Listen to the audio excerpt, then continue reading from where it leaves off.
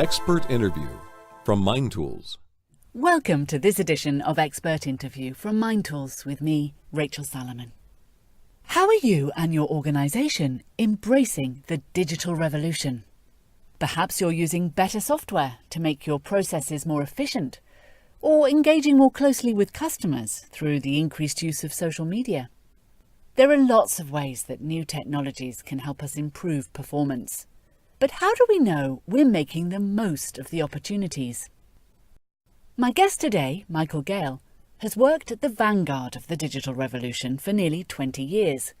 Currently a digital consultant, he's also the co-author of a new book titled The Digital Helix, Transforming Your Organization's DNA to Thrive in the Digital Age. In it, he and co-author Chris Ahrens provide a practical guide to fully embracing and thriving in this new and ever-changing environment. Michael joins me on the line from Seattle. Hello, Michael. Good day. I'm not sure if I should say good morning or good evening, but just good day. Good day to you too. And thanks very much for joining us today. So what are the characteristics of the digital age that we now find ourselves in, which is the context for your book? I think the best comment really is a comment from Rich Colgard, who is a sort of futurist at Fortune magazine. And Rich makes a great comment that the thing that really defines the digital age is that whereas once the esoteric was just a dream, now the esoteric is a reality. So to put simple context on it, whereas before we used to talk about market segments, we used to talk about, well, we can service, this type of customer. Now we talk about servicing every customer in any way they want, when it wants to happen. The idea of instant delivery, instant segmentation, instant satisfaction is the promise and in many cases the reality for organizations. So we are freed up from an old binary view of the world to a much more personalized, instant view of the present. Now, some people listening to this might not feel like they're fully plugged into all of those opportunities. What's a way into this subject for a manager who may not feel like her job has anything to do with digital? Well, so I think there are two actual really important questions they need to ask. First of all, you have no choice. If you go home and you look at your kids, you look at your colleagues, your friends, everybody's living a highly digital lifestyle where that need for instant delivery of something, information, product is real. So you cannot escape the reality of the digital world around you. How you decide to deal with it, manage it, is, I think, the next question that we try to answer in the book. So from an organizational level, I think you have to say to yourself, from the 7 drivers we talk about in the book, which would take too long to go over here, which ones of these are really affecting the way we work, maybe you personally play and live your lives, because coming to that moment of realization that this is happening and that you also have the power to manage something in this environment is essential. 88% of major corporations have huge initiatives to go through digital transformation. So it would be almost bizarre if anybody didn't recognize that capacity. The challenge is that next first step. How do I work out what's affecting our company, my business, my division, and how can I make a change? That's really the very first step somebody should take. And how proactive should someone be if they're a manager and they may know that their organization has a digital strategy, but they haven't been told what their part in it is? Should they be proactively asking or looking for how they can take part in this? Yeah, 150 trillion% yes. This is going to affect or is affecting everybody's work process. So the first thing that would worry me is if every worker in the organization does not know what the digital strategy is, that digital strategy probably has a 90% chance of failure, because the underlying tonality of digital or digital transformation is it's this esoteric becomes real quickly. That requires all the pieces to work really well. So if you're sitting as a manager of a group or a manager of a very large group, you need to have the capacity to say to somebody, hey, what's our strategy? What do we have to do to be part of that? Where do we intersect in that strategy? What things do we have to stop doing, do differently, or do new for the first time? And I think everybody from a career perspective should take an active engagement with this. So I see this as a really important watershed in the way organizations function, work, and support people prepared to take initiative. Now, your book is called The Digital Helix, and in it you say that thriving with digital transformation is about discovering, building, and even recreating the best DNA version of your organization. So why use that DNA metaphor? I think for three reasons. Look, put technology aside, put market share aside, put history aside. And those are the sort of traditional MBA consulting elements. Have you been around a long time? Do you own a lot of market share? Do you make great things? What digital does is it completely disrupts, almost like the Death Star, all normality around you, whether or not it's Amazon buying Whole Foods or it's Uber, shifting the whole taxi industry or anything, or even like 3D manufacturing. If you kind of accept that there's a fundamental underlying shift in the way the business happens, it would be as naive as saying, well, these machines in Manchester or these big factories or smokestacks, no, they're not going to take over from agriculture, or no, cars won't take over from horses. So we had to sort of find a metaphor that said, look, there's a fundamental shift, a deep level shift in the way people do business. They run governments, they have organizations. And the thing we found in the research was that everything is actually interconnected. How your leaders think about the world. If they don't tell you about strategy, you won't succeed. How you collaborate with other functions to make things esoteric and real for a customer and employees requires real-time cross-functional collaboration. Everything looked as if it was three-dimensionally connected. Plus, next year is the 50th anniversary of Watson's book on the Helix, and we thought, well, look, organizations do have a DNA, the way they work, the way they question. We need to either find a DNA inside that's very digital or help organizations re-engineer to survive and prosper in an age in 10 years' time where everything will be digital first. Well, you've touched on this a little bit, Michael, but in your experience, how aware are most business leaders of the potential of the digital revolution and what that might actually mean for their organizations? I actually don't believe that most organizations are very aware. Now, we have empirical evidence for that and tens of thousands of hours of interviews and work we did. So I'll give you the empirical. Of the 88% of organizations going through this, less than 1 in 4 can actually define what digital transformation means to them. So that to me is we're going to do it, we're not quite sure what it is, we can't really define it. And I think if you can't define it, what it means to you, it's extremely difficult to really understand the upside, and it's probably more because you're fearful about what's happening around you. And that's why, at best, only 1 in 6 organizations could actually say to us empirically, yep, it's working. We're seeing shifts in OPEX or CAPEX or SG&A, all the sort of classical economic measures, because they just couldn't work out what was working. It's sort of like they know the world isn't flat and binary anymore, and they're heading over the horizon, and they don't really have a map. And I think that's part of the reason why we wrote the book, was to try and help them having a map for doing this right, so that people were collaborative, so that manager in her group isn't going, I don't know what the strategy is, but is aware of the strategy and understands what a role is. It's somewhat uncoordinated, this process, and it feels like a sudden march towards a new horizon without a really good map to do it. Mm. And I suppose it's worth saying at this point that when we talk about digital, we're talking about everything from digital platforms where products are sold to software on people's computers, everything. It's everything. It's how you hire. It's how you train. It's how you ask questions in meetings.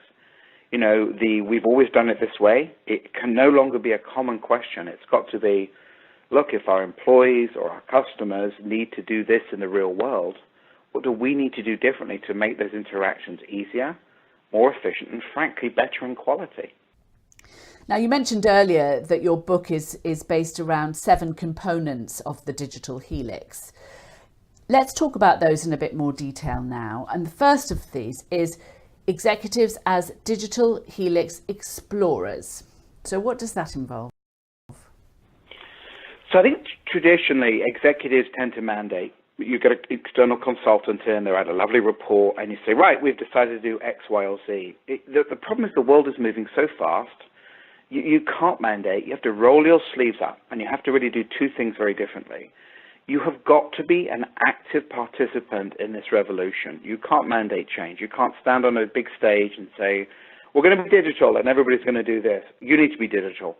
So as a leader in any organizational size, 1 employee, 100 employees, 1,000 employees, 100,000 employees, you have to be able to spend time to understand how your employees and how your customers are working in a digital world.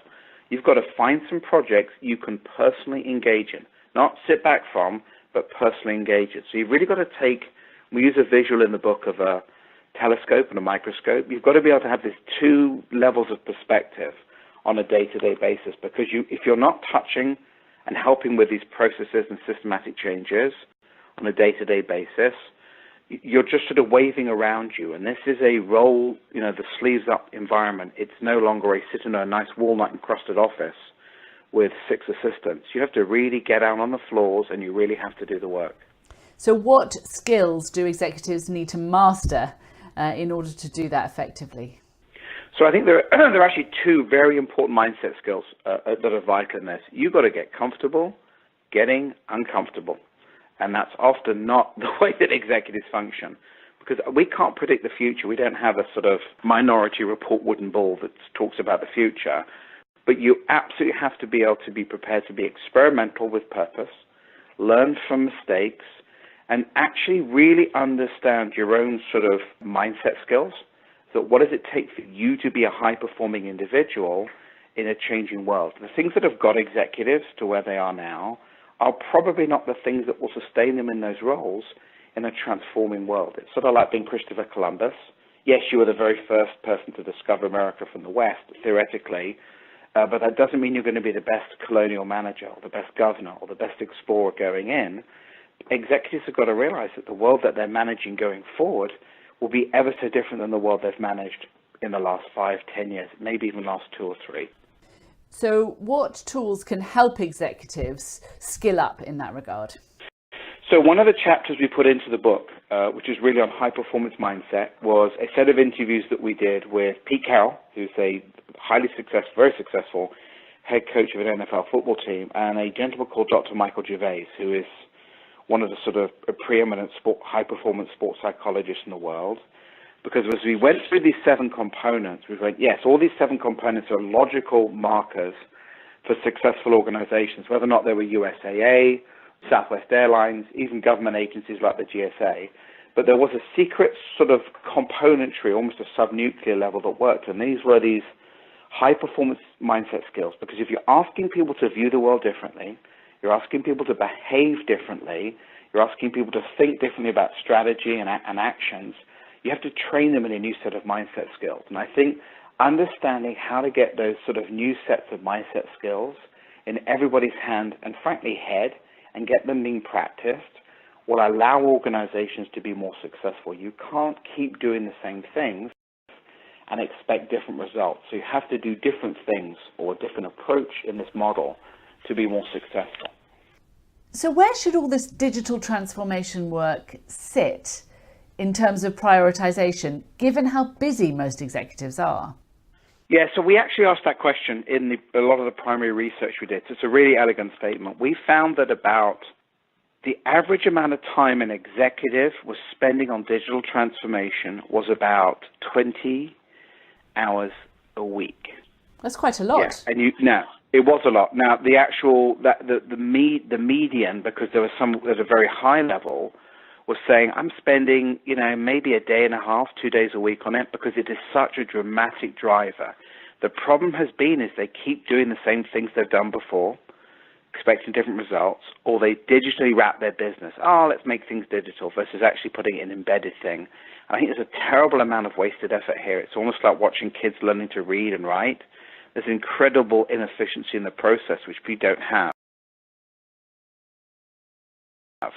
So we hope the book helps people shortcut, frankly, so that, yes, if you're spending 20 hours or whatever the number would be, you're truly investing the right amount of energy and style in those hours. You're not just trying to do the same things, but just try and do more of them.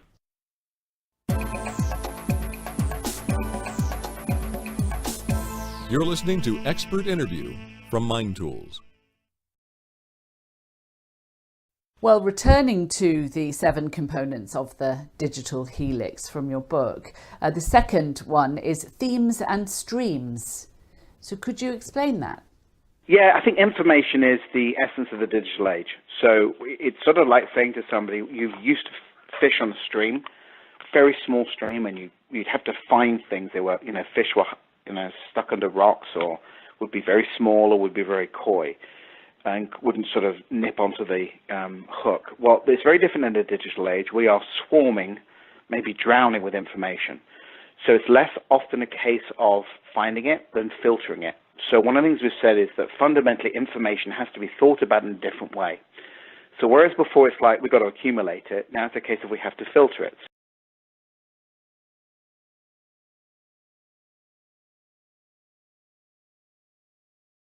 So if we think about ideas your organization may have, we call those themes, and information coming to you in streams, it's like a matrix. Themes could be coming down, streams could be going across. You've got to be very sensitive to pick up signals, because very small signals, in fact very different signals, could radically change the way you think about something. And I think what we've seen in many industries, pharma, technology, consumer, is that consumers are behaving now with very small, precise actions that unless you have this theme and stream view of the world, constantly looking for change, you'll struggle. USAA, which I think is a remarkable insurance company in the US, doesn't just have dashboards. It will change those dashboards every few days if they think they've found something new that can help people make a better decision today and tomorrow. So we talk about, shifts in language, moving away from KPIs to insights that matter, because in a world of enormous information, it's about finding the small things that actually make the really big difference.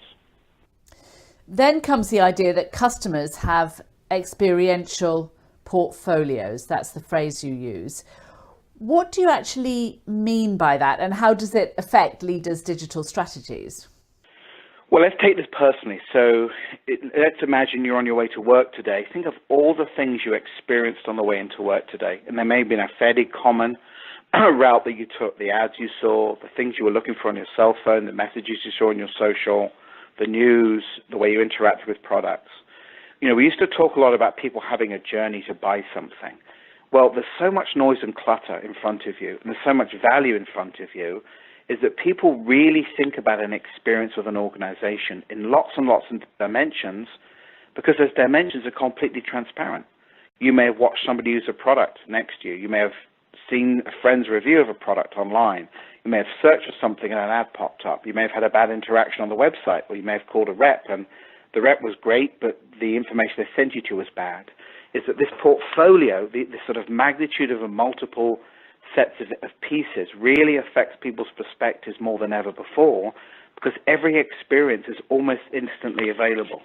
So very small things can make really big differences when you think about a portfolio, some of which a brand can't control and some of which a brand can.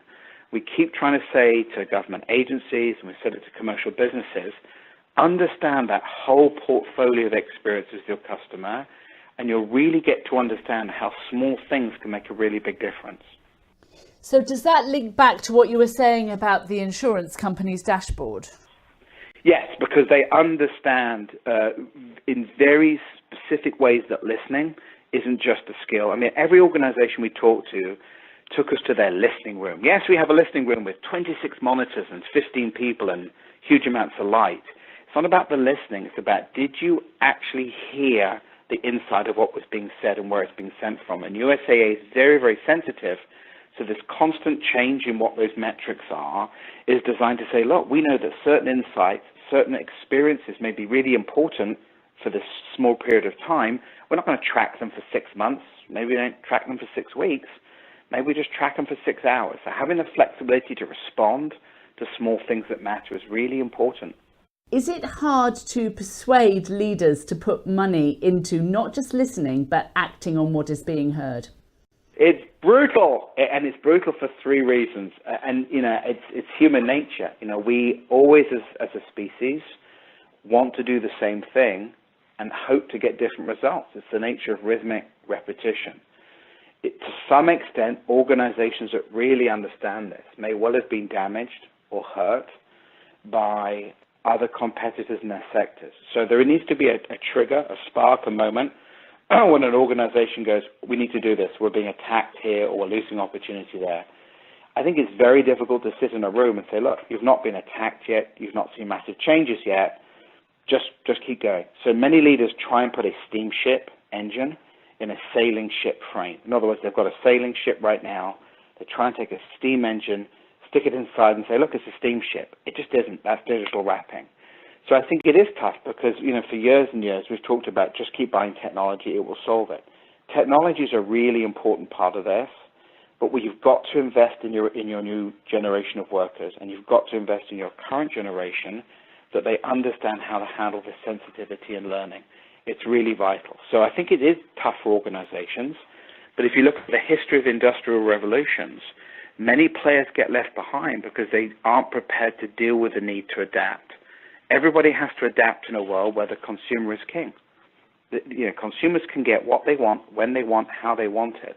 If you can't have an organization that can deliver in that way and understand the opportunity or challenge, at some point you lose relevance in that world going forward, and it'll happen quicker than you think.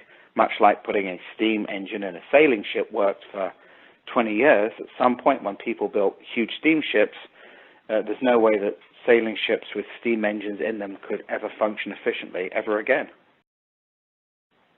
Well, another component of the Digital Helix is marketing and communications as flow. And here in the book, you talk about 4 key behaviours that drive success. Could you summarise those for us now and their implications for managers? Yes, and I'll do it literally in one statement. I think marketing, demand generation, channel management, partner management, and communications, which is very much the softer messaging, the written and even some of the visual delivery, have often functioned in 2 parts of a building because they're not customer-centric, they're internal-centric. We have a marketing spend, we have a communication spend. Because customers have portfolios, you've really got to connect these 2 pieces together. Because the one thing we learned with all the research for decades is that customers don't see words or pictures or actions as being different. They're part of one complete set of customer experiences. So you have to plan in one flow, sort of like 2 rivers intersecting, around the customer set of experiences so that there's a consistent and interconnected feel with these things. People don't read PR releases. People read the stories from those or the pieces they pick up. So having those 2 things interconnected can make marketing probably 3 to 4 times more valuable than just trying to run them separately, but never planning in one flow, in one process that's ongoing. So could you give an example of that? Well, appreciate it as a customer. So let's imagine you are looking to purchase a washing machine, a new washing machine for the house. You may go online, Google or Bing or whatever search engine you use. You may also go down to your local electronics reseller or your, white goods product sales environment, pick up a brochure, talk to a rep. Well, the reality is if the language used by the rep, if the language in the brochure, if the language on the website, and even on Google reviews are not the same, you're going to go, ooh, something's wrong here. I don't feel that consistency in what these guys are saying about it. Well, some of that language is going to be customer reviews. You can't control that. But much of that language, from the way you interact with the salesperson to the way you read the brochure to the way you go to the website, should feel, should look, should sound the same. Because people want consistency in a world of change. It's often the number one place for a brand to be, is how can I give a consistent feel and touch in everything that I do. Now, the 5th component of the Digital Helix is related, and that's sales are connected moments. What are the most significant ways that digital is changing the sales experience? So there's 2 things we learned, one from a previous business back that we started in 2001, and I think it really has been reinforced when watching planning with clients now. We used to talk a lot about customer journeys. I start here, then I spend this long to do that, then I go off and do this, then I do that, then it comes back to me over this period. And there's sort of like a story arc to it. Well, I think what's actually happening is what used to be an epic poem has become a haiku, is that people are making quicker and quicker decisions about purchasing because the information they have, the nature of the way their lives function, means speed and available information really matters.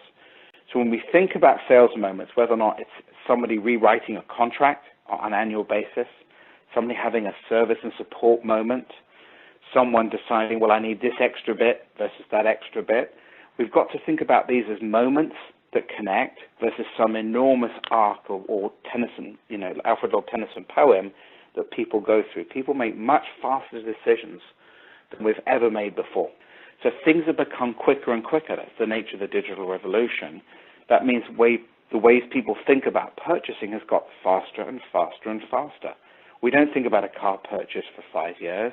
We think about that car purchase probably at the end of a lease, or when a major mistake happens at the car and it breaks down, or there's a major piece of repair work we have to do, or our neighbor gets a car that we quite like. These things happen far faster than yes, you replace your car every 4 years and 8 months. So looking at the sixth component now, which is everyone together all the time. How does digital transform the way teams work? I think we put these together because we felt there was a connectedness in them. I think teams work together because they're going to have to, at some level, be agile. And that's a tough word because it sounds very cool. But it really says you're going to have to get together for problem solving more than I've worked with somebody for 9 months or 12 months. You may be involved in a moment. How do we solve this moment? So teams have to be more collaborative, more sort of sharing. And I think adaptive learning is a key part of that, because the skills you may bring to Team A may be a little different than the skills you bring to Team B.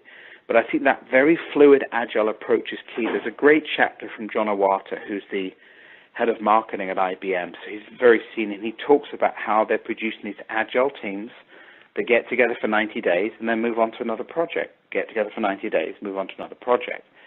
And what we've realized is that constant regeneration, that constant sense of collaboration, that constant sense of adaptive learning is where this is going to go. You may be asked to develop skills you haven't had before, but that's what the new world will look like, because that's what digital is forcing us into. You call the final component of the digital helix in the moment and one step ahead always. Could you explain what you mean by that, perhaps with an example, and also share some tips on doing it well?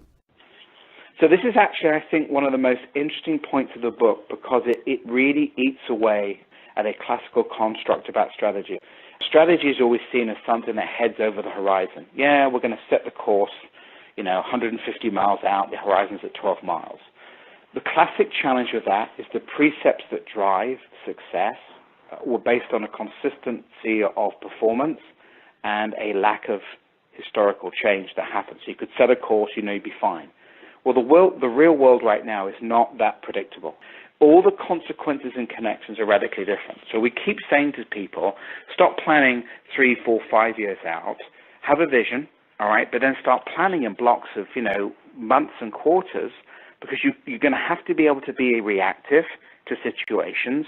You can't just set a course and hope that the winds will go with you. And I think that classically just being one step ahead constantly means that strategy has to be reviewed now on an ongoing basis. You can't just say we have an annual review. You have to say, were those assumptions correct? How do we adjust them? Were those assumptions correct? How do we adjust them? And that's a constant feeling of like sailing versus just sort of heading out to one direction. So what issues and challenges do you expect to see emerging in the next 5 or 10 years? And how can leaders best prepare for them?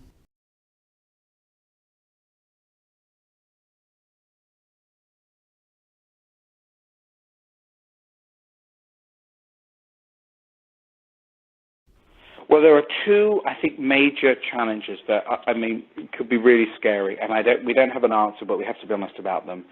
I think it is very likely that organizations will need to hire less and less people to do what you may have described as non-value-added jobs. And I think there is a threat here of automation by promise or by action, really getting rid of vast arrays of jobs in industries.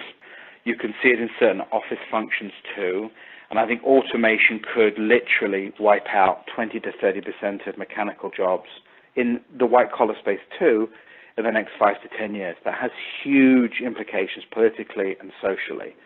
So I think as leaders of organizations, we need to recognize this and work out how we help our employees be better trained, to be more adaptive, to have more skills, not just because it's for them as individuals, but frankly from a selfish perspective that the organization needs qualified, capable people to handle itself through one generation and the next.